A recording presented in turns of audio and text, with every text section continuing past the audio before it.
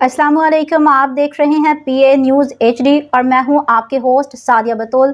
शामिल करते हैं आज की अहम खबर शामिल करते हैं पाकिस्तान अराइन न्यूज़ के group leader and bureau chief Karachi Mian Mohammad Saleem से। तेल बहरान, मुश्किल हालात में शोबिस शख्सियात अवाम के साथ ईंधन बचाने की अपील।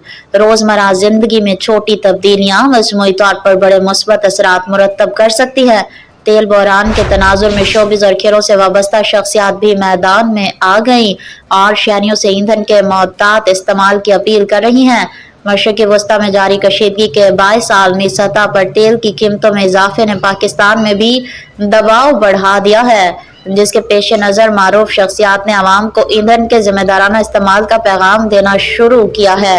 इन शख्सियात में बुशरा अंसारी और शाहिद आफरीदी समेत मुतादिद नुमाया नाम शामिल हैं, जिन्होंने टेलीविजन पर नशर होने वाली खसूसी पैगामात के जरिए अवाम को आगाही फरहम की।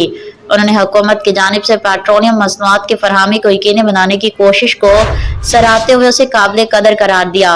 अपने पैगामात में उन्होंने अवाम से अपील की कि वो मुश्किल हालात में ईंधन जिम्मेदारी का मुजाहरा करें और ईंधन के इस्तेमाल में एहतियात बरतें।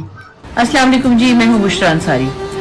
दुनिया के मसाइल जिस तरह से हमारे सामने हैं वो हम सब समझ रहे हैं, और जिस तरह से इन जंगों ने बहुत से ममालिक को अफेक्ट किया, उसी तरह पाकिस्तान भी अफेक्टेड हुआ है। तवानाई के बहरान से हम सब गुजर रहे हैं और ममालिक भी गुजर रहे हैं।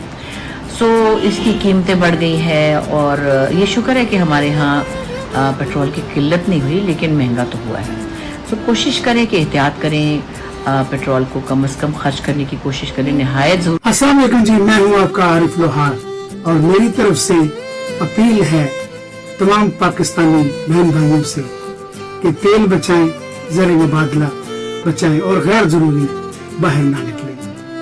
बहुत बहुत शुक्रिया। पाकिस्तान जिंदाबाद। न्यूज़ स्टूडियो से अब तक के लिए इतना ही। मज़ीद खबरों और अपडेट्स के लिए देखते रहिए PA न्यूज़ HD।